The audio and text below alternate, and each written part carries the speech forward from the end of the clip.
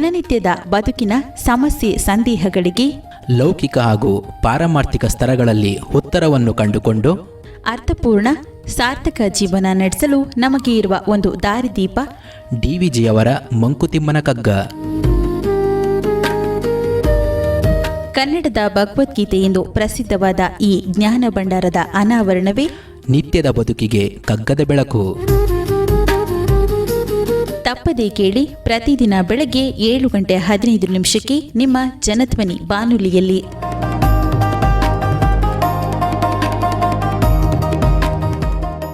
ಆತ್ಮೀಯ ಶ್ರೋತೃಗಳಿಗೆ ನಮಸ್ಕಾರ, ಸುಪ್ರಭಾತ. ಡಿವಿಜಿರವರ ಮಂಕುತಿಮ್ಮನ ಕಗ್ಗದ ಅಧ್ಯಯನ ನಿತ್ಯದ ಬದುಕಿಗೆ ಕಗ್ಗದ ಬೆಳಕು, ಈ ಕಾರ್ಯಕ್ರಮವನ್ನು ಇವತ್ತು ಮುಂದುವರ್ಸೋಣ. ಸ್ಥಾಪಿತವೇ ಜೀವ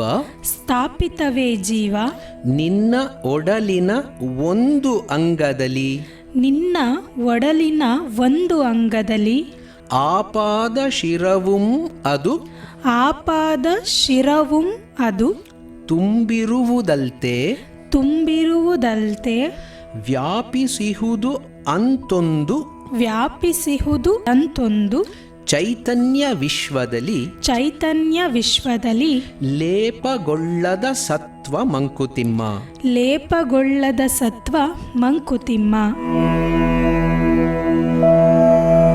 ಹಿಂದಿನ ಮುಕ್ತಕದಲ್ಲಿ ನಾವು ಜೀವ ಅನ್ನುವಂತಹ ಒಂದು ವಿಶೇಷ ಚೈತನ್ಯ ಎಲ್ಲ ಜೀವಿಗಳಲ್ಲಿ ಅಡಕವಾಗಿದ್ದು, ಆ ಚೈತನ್ಯದ ಒಂದು ಶಕ್ತಿಯಿಂದ, ಆ ಚೈತನ್ಯದ ಒಂದು ಪ್ರೇರಣೆಯಿಂದ ಎಲ್ಲ ಲೀಲೆಗಳು, ಚಟುವಟಿಕೆಗಳು ನಡೀತವೆ ಅಂತ ನಾವು ನೋಡಿದ್ವಿ.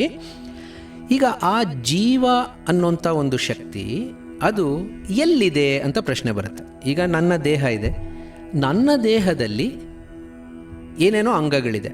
ತಲೆ, ಕೈ, ಕಾಲು ಹೊರಗಡೆಯಿಂದ ಕಾಣಿಸ್ತಾ ಇದೆ, ಎದೆ, ಹೊಟ್ಟೆ. ಬಗೆದು ನೋಡಿದ್ರೆ ಬೇರೆ ಇನ್ನೇನೋ ಕಾಣಿಸುತ್ತೆ. ತಲೆಯಲ್ಲಿ ಮೆದುಳಿದೆ, ಬಾಯಿನ ಹಿಂದೆ ಹಲ್ಲುಗಳು, ಅದರ ಹಿಂದೆ ಇನ್ನೇನೋ ಇದೆ, ಮೂಗಿನ ಹಿಂದೆ ಬೇರೆ ಏನೋ ಇದೆ, ಎದೆಯ ಒಳಗಡೆ 2 ಶ್ವಾಸಕೋಶಗಳಿವೆ, ಅದರೊಳಗಡೆ ಹೃದಯ ಇದೆ ಅಂತ ಅಂತೀವಿ. ಸೊ ಹೀಗೆ ನಮಗೆ ಸ್ಥೂಲವಾಗಿ ಗೊತ್ತಾಗುವಂಥ ಅಂಗಗಳು ಇದೆ ಅಂತ ನಮಗೆ ಗೊತ್ತಾಗ್ತಾ ಇದೆ. ಪ್ರತಿಯೊಂದು ಅಂಗಕ್ಕೂ ತನ್ನದೇ ಆದಂತಹ ಒಂದು ಕ್ರಮ ವಿವರ ಇದೆ. ನಾವು ಮುಂಚೆನೂ ನೋಡಿದ್ವಿ, ಏನೂ ಒಂದು ಕ್ರಮವೇ ಇಲ್ಲವೇನೋ ಅನ್ನೋಂಥ ಒಂದು ವಿಶ್ವದ ಸೃಷ್ಟಿಯಲ್ಲಿ ತನ್ನದೇ ಆದಂಥ ಒಂದು ಕ್ರಮ ವಿಶೇಷ ಇದೆ ಅನ್ನೋದನ್ನು ನಾವು ನೋಡಿದ್ವಿ. ಸೊ ಹೃದಯ ತನ್ನ ರೀತಿಯಲ್ಲಿ ತಾನು ಕೆಲಸ ಮಾಡ್ತಾನೆ ಇರುತ್ತೆ. ಅದೇ ರೀತಿ ಜಠರಕೋಶ, ಅದೇ ರೀತಿಯಲ್ಲಿ ತೊಡೆಯ ಒಳಗಿರುವಂಥ ಮೂಳೆಗಳು, ರಕ್ತನಾಳಗಳು, ಇವೆಲ್ಲ ಇವೆ ಅಂತ ನಮಗೆ ಗೊತ್ತು. ಈಗ ಪ್ರಶ್ನೆ, ಹೌದಪ್ಪ ಅದೆಲ್ಲ ಇದೆ, ಇದಿಷ್ಟರಲ್ಲಿ ಜೀವ ಅಂತೇನೋ ನೀವು ಹೇಳಿದ್ರಲ್ಲ, ಅದು ಎಲ್ಲಿದೆ ಅಂತ ಪ್ರಶ್ನೆ ಬರುತ್ತೆ. ಸೊ ಅದು ಎಲ್ಲಿದೆ? ಈ ಪ್ರಶ್ನೆನ ಅನೇಕ ಶತಮಾನಗಳಿಂದ ಅಥವಾ ಸಹಸ್ರಮಾನಗಳಿಂದ ಮನುಷ್ಯರನ್ನು ಕಾಡ್ತಾ ಬಂದಿದೆ. ಎಲ್ಲಿದೆ ಜೀವ ಅಂತ. ಸೊ ಎಲ್ಲೋ ಹೃದಯದಲ್ಲಿದೆ ಅಂತ ಕೆಲವು ಒಂದು ವದಂತಿಗಳು ಹೇಳ್ತವೆ, ಇಲ್ಲ ಮೆದುಳೇ ಮುಖ್ಯ ಅಂತ ಕೆಲವು ಹೇಳ್ತವೆ. ಸೊ ಹೀಗೆ ನೋಡಿದಾಗ ನಮಗೆ ಒಂದು ಅಂಶ ಏನು ಗೊತ್ತಾಗುತ್ತಪ್ಪ ಅಂತಂದರೆ, ತಲೆ ನೋವು ಬಂದಾಗ ನಾವು ಒದ್ದಾಡ್ತೀವಿ. ಸೊ ತಲೆ ಮುಖ್ಯ ಅಂತ ಅವಾಗ ಅನಿಸ್ತಾ ಇರುತ್ತೆ. ತಲೆನೋವೆಲ್ಲ ಹೋಯ್ತು, ಕಾಲಿನ ಚಿಕ್ಕ ಬೆರಳಿನ ಉಗುರಿನ ಕೆಳಗಡೆ ಒಂದು ಸಣ್ಣ ಗಾಯ ಆಯಿತು ಅಂತ ಅಂದ್ಕೊಳ್ಳೋಣ, ಆಗಲೂ ನಮಗೆ ನೋವಾಗುತ್ತೆ. ಆ ನೋವು ಅನುಭವಿಸ್ತಾ ಇರೋವಂಥವ್ರನ್ನ ನೀವು ಹೋಗ್ಬಿಟ್ಟು ಕೇಳಿದರೆ ತಲೆನೋವು ಜಾಸ್ತಿನೋ ಇದು ಜಾಸ್ತಿನೋ ಅಂತ, ಅವ್ರೇನು ಹೇಳ್ದಾರು, ಈ ನೋವು ಇವತ್ತಿಗೆ ಇದೇ ಜಾಸ್ತಿ, ಅವತ್ತಿಗೆ ಆ ನೋವು ಜಾಸ್ತಿ ಇತ್ತು. ಸೊ ನಮ್ಮ ಶರೀರದ ಯಾವ ಭಾಗವನ್ನು ನಾವು ತಗೊಂಡ್ರೂ ಕೂಡ, ಯಾವ ಭಾಗಕ್ಕೆ ಏನು ತೊಂದರೆ ಆದರೂ ಕೂಡ ಆ ವೇದನೆಯ ವೇದನೆ ಆಗ್ತಾ ಇದೆ ಅಂತ ತಿಳುವಳಿಕೆ ನಮಗೆ ಏಕರೂಪವಾಗುತ್ತೆ. ಸೊ ಯಾವುದೋ ಒಂದು ಭಾಗದಲ್ಲಿ ಜಾಸ್ತಿ ಜೀವ ಇದೆ, ಇನ್ನೊಂದು ಭಾಗದಲ್ಲಿ ಕಡಿಮೆ ಜೀವ ಇದೆ ಅಂತ ಅಲ್ಲ. ಆ ಪಾದದಿಂದ ತಗೊಂಡು ಶಿರದವರೆಗೂ, ತಲೆಯವರೆಗೂ ಏಕರೂಪದಲ್ಲಿ ತುಂಬಿದೆ ಆ ಜೀವ. ಅದಕ್ಕೆ ನಮ್ಮ ಒಡಲು, ನಮ್ಮ ಶರೀರದ ಪ್ರತಿಯೊಂದು ಅಂಗವೂ ಕೂಡ ನಿರ್ದಿಷ್ಟವಾದಂತಹ ರೀತಿಯಲ್ಲಿ ತನ್ನ ಕೆಲಸವನ್ನು ಕ್ರಮಬದ್ಧವಾಗಿ ಮಾಡೋದಕ್ಕೆ ಸಾಧ್ಯ ಆಗ್ತಾ ಇದೆ. ಈಗ ಅಕಸ್ಮಾತ್ ಆ ಚೈತನ್ಯ ಅನ್ನೋದು ಕಡಿಮೆ ಆಯಿತು ಅಂತ ಅಂದ್ಕೊಳ್ಳೋಣ. ಏನು ವೈದ್ಯಕೀಯ ಇದರಲ್ಲಿ ಹಿನ್ನೆಲೆಯಲ್ಲಿ ನಾವು ನೋಡಿದಾಗ ನಾವು ಕೆಲವು ಸರ್ತಿ ಈ ಪದವನ್ನು ನಾವು ಕೇಳಿರ್ತೀವಿ, ಗ್ಯಾಂಗ್ರೀನ್ ಅಂತ ಪದವನ್ನು ಕೇಳಿರ್ತೀವಿ. ಗ್ಯಾಂಗ್ರೀನ್ ಅಂದರೆ ಏನು? ಕೈಯಿನ ಅಥವಾ ಕಾಲಿನ ಅಥವಾ ಯಾವುದೋ ಒಂದು ಭಾಗದ ರಕ್ತ ಸಂಚಾರ ನಿಂತೋಯ್ತು. ಸೊ ಹಾಗಾಗಿ ಅದರಲ್ಲಿ ಜೀವ ಇಲ್ಲ ಅಂತ. ಅದನ್ನು ನಾವು ಶಸ್ತ್ರಚಿಕಿತ್ಸೆ ಮಾಡ್ತಾ ಅದನ್ನು ನಾವು ತೆಗೆದಿರ್ತೀವಿ. ನಾವು ಎಷ್ಟೋ ಸರ್ತಿ ನಾವು ನೋಡಿರ್ಬೋದು, ಒಂದು ಕಾಲಿನ ಪಾದದ ಭಾಗವನ್ನು ನಾವು ತೆಗೆದುಬಿಟ್ಟಿದ್ದೀವಿ, ಕಾಲು ಅವ್ರ ಕೃತಕ ಅಂಗ ಜೋಡಿಸ್ಕೊಂಡಿದ್ದಾರೆ, ಅದನ್ನು ಆಂಪ್ಯುಟೇಷನ್ ಅಂತ ಕರಿತೀವಿ. ಸೊ ಯಾವ ಭಾಗವನ್ನು ನಾವು ಜೀವ ಇಲ್ಲ ಅಂತ ಅಂತೀವೋ ಅದು ನಮ್ಮ ಒಡಲಿನ ಭಾಗವಾಗಿ ಮುಂದುವರಿಯೋಕ್ಕೆ ಸಾಧ್ಯ ಆಗಲ್ಲ. ಆದರೆ ಎಲ್ಲಿಯವರೆಗೆ ಜೀವ ಅನ್ನೋದು ನಮ್ಮ ಒಡಲಿನ ಎಲ್ಲ ಭಾಗಗಳಲ್ಲೂ ತುಂಬಿರುತ್ತೋ ಅಲ್ಲಿವರೆಗೂ ಎಲ್ಲ ಭಾಗಗಳು ಸಕ್ರಿಯವಾಗಿ ಕೆಲಸ ಮಾಡ್ತಾ ಇರ್ತವೆ. ಜೀವದ ಒಂದು ಪ್ರಕಟೀಕರಣ ಯಾವ ಭಾಗದಲ್ಲಿ ನಿಂತು ಹೋಯ್ತೋ ಅದು ಕ್ರಿಯಾತ್ಮಕವಾಗಿ ಮುಂದುವರಿಯೋದಕ್ಕೆ ಸಾಧ್ಯ ಇಲ್ಲ, ಅದು ಗ್ಯಾಂಗ್ರೀನ್ ಆಯಿತು. ಹಾಗಾಗಿ ಅದನ್ನು ನಾವು ತೆಗೆದುಬಿಟ್ವಿ. ಇನ್ನು ಉಳಿದ ಭಾಗದಲ್ಲಿ ಜೀವ ಇದೆಯಾ ಅಂದರೆ ಜೀವ ಇದೆ. ಇನ್ನು ಉಳಿದ ಎಲ್ಲ ಭಾಗಗಳಲ್ಲಿ ಜೀವ ಇದೆ. ಈ ಭಾಗವನ್ನು ಮಾತ್ರ ನಾವು ತೆಗೆಯೋದಕ್ಕೆ ಸಾಧ್ಯ ಆಯಿತು. ಈಗ ಮುಂಚೆ ಕೂಡ ನಾವು ಒಂದು ಪರಿಕಲ್ಪನೆಯನ್ನು ಕುರಿತು ಚರ್ಚೆ ಮಾಡಿದ್ವಿ, ವಿರಾಟ್ ಪುರುಷ ಅನ್ನೋಂಥ ಒಂದು ಪರಿಕಲ್ಪನೆ. ನಮ್ಮ ಶರೀರದಲ್ಲಿ ಹೇಗೆ ಪ್ರತಿಯೊಂದು ಕಣಕಣದಲ್ಲಿಯೂ ಏಕರೂಪವಾಗಿ ಈ ಜೀವ ಅನ್ನೋಂಥ ಶಕ್ತಿ ತುಂಬಿದೆ ಅಂತ ಈಗ ತಾನೇ ನಾವು ಅಂದ್ಕೊಂಡ್ವೋ, ಹಾಗೆ ಇಡೀ ವಿಶ್ವವನ್ನು, ಇಡೀ ಸೃಷ್ಟಿಯನ್ನು ನಾವು ಪರಿಕಲ್ಪನೆ ಮಾಡ್ಕೊಳ್ಳೋಣ.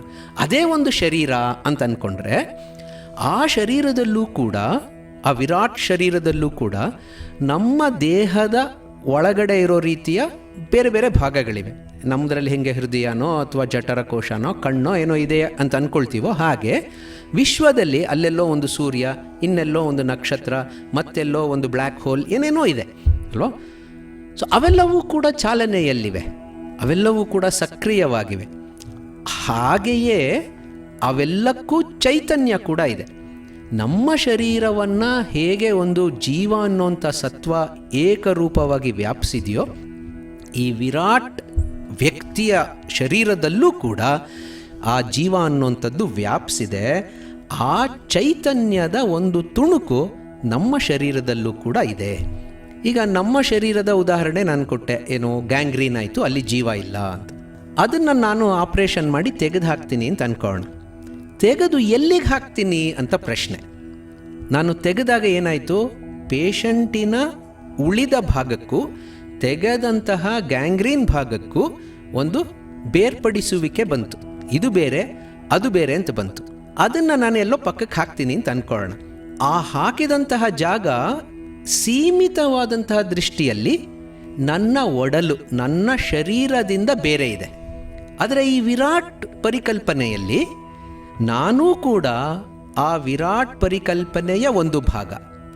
ನಾನು ಆ ತೆಗೆದಂತಹ ಭಾಗವನ್ನು ಬೇರೊಂದು ಕೊಠಡಿಯಲ್ಲಿಟ್ಟರೆ ಆ ಕೊಠಡಿಯೂ ಕೂಡ ಆ ವಿರಾಟ್ ಪರಿಕಲ್ಪನೆಯ ಭಾಗವೇ. ಸೊ ಎಲ್ಲಿಂದ ಎಲ್ಲಿಗಿಟ್ಟೆ ನಾನು? ಈಗ ನನ್ನ ಹತ್ರ ಒಂದು ಮೊಬೈಲ್ ಫೋನ್ ಇದೆ, ಮತ್ತು ಇನ್ನೊಂದೇನೋ ಪರ್ಸ್ ಇದೆ ಅಂತೆಲ್ಲ ಅಂದ್ಕೊಳ್ಳೋಣ. ನನ್ನ ಪರ್ಸನ್ನು ಪ್ಯಾಂಟ್ ಜೋಬಲ್ಲಿ ಇಟ್ಕೊಂಡಿದ್ದೀನಿ, ಮೊಬೈಲ್ ಫೋನ್ನ ಇದು ಶರ್ಟ್ ಪಾಕೆಟಲ್ಲಿ ಇಟ್ಕೊಂಡಿದ್ದೀನಿ ಅಂದ್ಕೊಳ್ಳೋಣ. ಶರ್ಟ್ ಪಾಕೆಟಿಗೆ ಭಾರ ಆಯಿತು. ಶರ್ಟ್ ಪಾಕೆಟಿಂದ ನಾನು ಆ ಮೊಬೈಲ್ ಫೋನ್ನ ತೆಗೆದುಬಿಟ್ಟು ಪ್ಯಾಂಟ್ ಪಾಕೆಟಲ್ಲಿ ಇಟ್ಕೊಂಡೆ. ಎಲ್ಲಿಟ್ಕೊಂಡಂಗಾಯಿತು? ಈಗ ನನ್ನ ಶರೀರದಲ್ಲೇ ಇದೆ, ಅದು ನನ್ನದು ಅಂತ ನಾನು ಏನು ಅಂದ್ಕೊಳ್ತಾ ಇದ್ದೀನೋ ಆ ಒಂದು ಪರಿಕಲ್ಪನೆಯ ಒಂದು ಭಾಗದಿಂದ ಇನ್ನೊಂದು ಭಾಗಕ್ಕೆ ನಾನು ಅದನ್ನು ಹಸ್ತಾಂತರ, ವರ್ಗಾವಣೆ ಮಾಡಿದ್ನೇ ಹೊರತು ಅದನ್ನೆಲ್ಲೋ ತೆಗೆದು ನಾನು ಬೇರೆ ಕಡೆ ಹಾಕಿದೆ ಅಂತ ಅಲ್ಲ. ಈ ಪರಿಕಲ್ಪನೆ ನಮಗೆ ಯಾಕೆ ಸುಲಭ ಅಂತಂದರೆ, ನಾನು, ನನ್ನ ಶರೀರ, ನನ್ನ ತಲೆ, ನನ್ನ ಕೂದಲು, ನನ್ನ ಶರ್ಟು ಅಂತ ನಾವು ಪದೇ ಪದೇ ಆಲೋಚನೆ ಮಾಡ್ತಾ ಮಾಡ್ತಾ ಇದು ನನ್ನದು ಅನ್ನೋಂಥದ್ದನ್ನು ನಾವು ಕಲ್ಪನೆ ಸುಲಭವಾಗಿ ಮಾಡ್ಕೊಂಬಿಡ್ತೀವಿ. ಸೊ ಹಾಗೆ ಸ್ವಲ್ಪ ವಿಸ್ತರಿಸ್ತಾ ಈ ನನ್ನದು ಅನ್ನೋದನ್ನು ದಾಟಿ ಇನ್ನೊಂದಷ್ಟು ಇದೆಯಾ ಅಂತ ನಾವು ನೋಡೋದಾದರೆ ಅದನ್ನು ನಾವು ಭೌತಿಕವಾಗಿ, ಅಂದರೆ ಸ್ಥೂಲವಾಗಿ ನೋಡೋಕ್ಕಾಗಲ್ಲ. ನನ್ನ ಶರೀರ ಇಲ್ಲಿಗೆ ನಿಲ್ಲಿತು, ನನ್ನ ಕೈ ಇಲ್ಲಿಗೆ ನಿಲ್ತು, ಅದರ ಮುಂದಿಂದು ಇನ್ಯಾರದ್ದೋ ಶರೀರ. ಸೊ ಆ ಥರದ ಬೇರ್ಪಡಿಸುವಿಕೆ ಭೌತಿಕವಾಗಿ, ಫಿಸಿಕಲ್ ಕಾನ್ಸೆಪ್ಟ್ಸಲ್ಲಿರುತ್ತೆ. ಆ ಥರ ವಿಸ್ತಾರಗೊಳ್ಳೋದಕ್ಕೆ ಸಾಧ್ಯವಾ ಅಂತಂದರೆ ಭಾವನಾತ್ಮಕವಾಗಿ ಖಂಡಿತ ವಿಸ್ತಾರಗೊಳ್ಳೋದಕ್ಕೆ ಸಾಧ್ಯ. ಅದು ಯಾವಾಗ? ನಾನು, ನನ್ನ ಶರೀರ ಅದು ಸೀಮಿತವಾದಂಥ ಒಂದು ಪರಿಕಲ್ಪನೆ. ಆದರೆ ನನ್ನವರು ಅಂತ ಇದ್ದಾರೆ. ಯಾರು? ನಮ್ಮ ತಂದೆ ತಾಯಿ ಇರ್ಬೋದು, ನನ್ನ ಹೆಂಡತಿ ಮಕ್ಕಳಿರ್ಬೋದು, ನನ್ನ ಸ್ನೇಹಿತ ವರ್ಗ ಇರ್ಬೋದು. ಸೊ ಹೀಗೆ ಭಾವನಾತ್ಮಕವಾಗಿ ನಾನು ಅನ್ನೋಂಥ ಪರಿಕಲ್ಪನೆಯನ್ನು ನಾನು ವಿಸ್ತರಿಸ್ಕೊಂಡು ನಾವು ಅಂತ ಅಂದ್ಕೊಳ್ಳೋದಕ್ಕೆ ಸಾಧ್ಯ. ಆ ನಾವು ಅಂತ ಅಂದ್ಕೊಂಡಾಗ ಅದೇನೋ ಒಂದು ಶಕ್ತಿ ನನ್ನನ್ನು ಮತ್ತು ಆ ಗುಂಪಿನಲ್ಲಿರುವಂತಹ ನಾವುಗಳನ್ನು ಬಂಧಿಸಿಟ್ಟಿರುತ್ತೆ. ಒಂದು ರೀತಿಯ ವಿಶೇಷವಾದಂಥ ಸಂಬಂಧ ಕೊಂಡಿ ನಮ್ಮೆಲ್ಲರಲ್ಲೂ ವ್ಯಾಪಿಸಿರುತ್ತೆ. ಆ ನಾವು ಅನ್ನೋದನ್ನು ಇನ್ನಷ್ಟು ವಿಸ್ತರಿಸಕ್ಕೆ ಸಾಧ್ಯವಾ? ನಮ್ಮ ಸ್ನೇಹಿತ ವರ್ಗವನ್ನು ಇನ್ನಷ್ಟು ಹೆಚ್ಚು ಮಾಡ್ಕೊಳ್ಳೋಕ್ಕೆ ಸಾಧ್ಯವಾ? ಇಡೀ ವಿಶ್ವಕ್ಕೆ ಈ ಒಂದು ಪರಿಕಲ್ಪನೆಯನ್ನು ನಾವು ವ್ಯಾಪಿಸ್ಕೊಳ್ಳೋದಕ್ಕೆ ಸಾಧ್ಯವಾ? ಆ ತರಹ ನಾವು ವ್ಯಾಪಿಸ್ಕೊಂಡಾಗ ಇಡೀ ವಿಶ್ವದಲ್ಲಿರುವಂತಹ ಚೈತನ್ಯದ ಸ್ವರೂಪ ನಮಗೆ ಅರ್ಥ ಆಗೋದಕ್ಕೆ ಸಾಧ್ಯ ಆಗುತ್ತೆ. ಆ ಚೈತನ್ಯಕ್ಕೆ ಯಾವುದೇ ಲೇಪವಿಲ್ಲ. ನಾನು ನೀನು ಅನ್ನುವಂತಹ ಒಂದು ಭಿನ್ನ ವಿಚಾರಗಳ ಆ ಒಂದು ವ್ಯತ್ಯಾಸದ ಲೇಪವೇ ಇಲ್ಲ. ಅದೆಲ್ಲವೂ ಒಂದೇ ಅನ್ನುವಂಥ ಒಂದು ವಿಸ್ತಾರವಾದಂತಹ ಪರಿಕಲ್ಪನೆ. ಸೊ ಆ ಶಕ್ತಿ ಇದೆ ಅನ್ನುವಂಥ ನಂಬಿಕೆ ನಮಗೆ ಬಂದಾಗ ನಮ್ಮ ಆತ್ಮವಿಸ್ತಾರಕ್ಕೆ ನಾವು ಪ್ರಾರಂಭ ಮಾಡೋದಕ್ಕೆ ಸಾಧ್ಯ ಆಗುತ್ತೆ.